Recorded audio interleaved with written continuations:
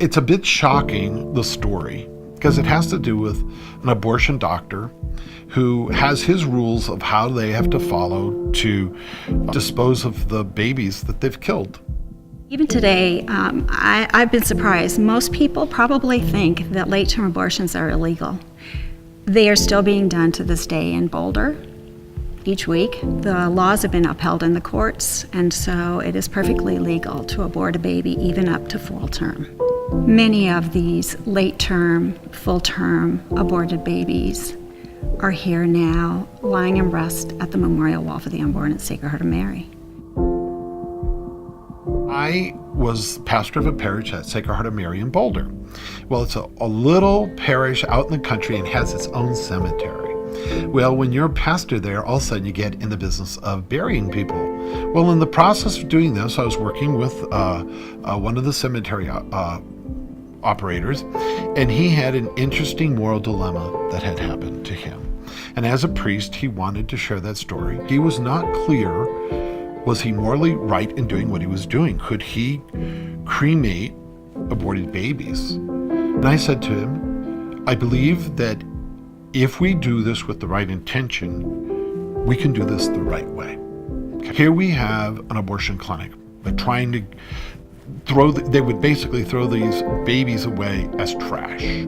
We have an opportunity of giving them the dignity of who they are by having a funeral for them. And I would receive the cremated remains and bury them in my cemetery. We began receiving the remains of the babies in the fall of 1996, and we received them and through January of 2005. There were a few years where we didn't receive them. During that time, they were giving estimates to us from the abortion clinic as to how many babies were in each burial. From those numbers, we've estimated that a conservative number is that we have probably over 5,500 aborted babies, many of them late term and full term.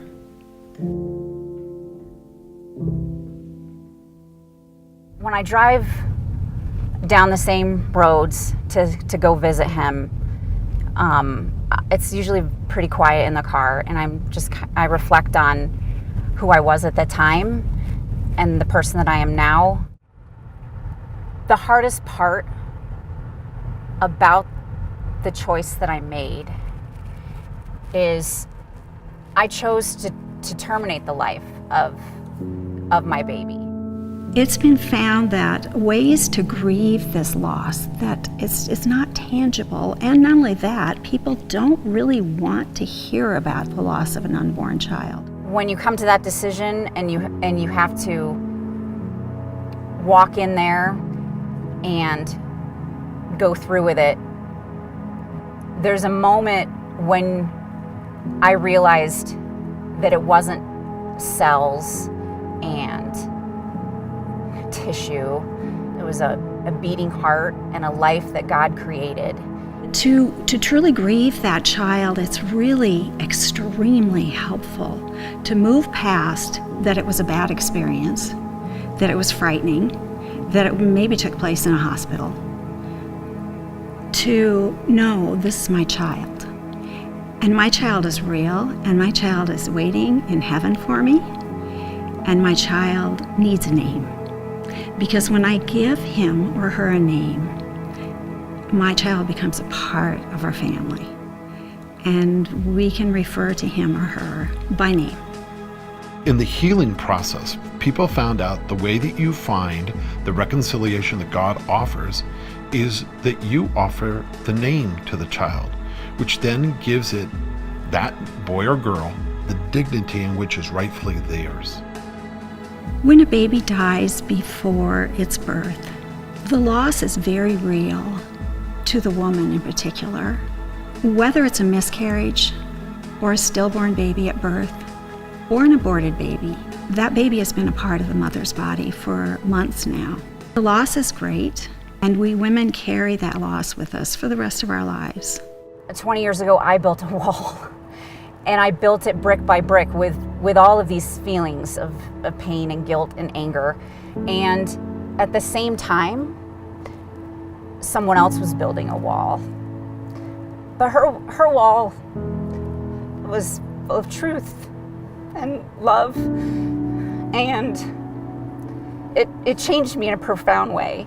And I get to go see it and be a part of it and feel peace and feel truth of God's love, and knowing that it doesn't matter what I did, that He forgives me, and then I can forgive myself.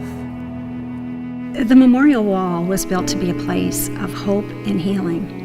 It's not a sad place. Yes, we grieve there, we cry. I cry with the women and the men that I meet out there as they name their child and remember their child or children.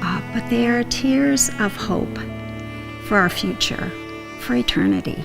We want to be one with them again. Without the wall that Suzie built, again, I think I was walking in there to see it, not really prepared for what it was really going to do to me. And it changed my life. It really helped me see that I can love someone with my whole heart. Suzie, to me, she honestly is like an angel. She gives all the glory to God and the babies. She was put here on this earth to do this, to build this wall. I really believe that. And I think I could never thank her enough.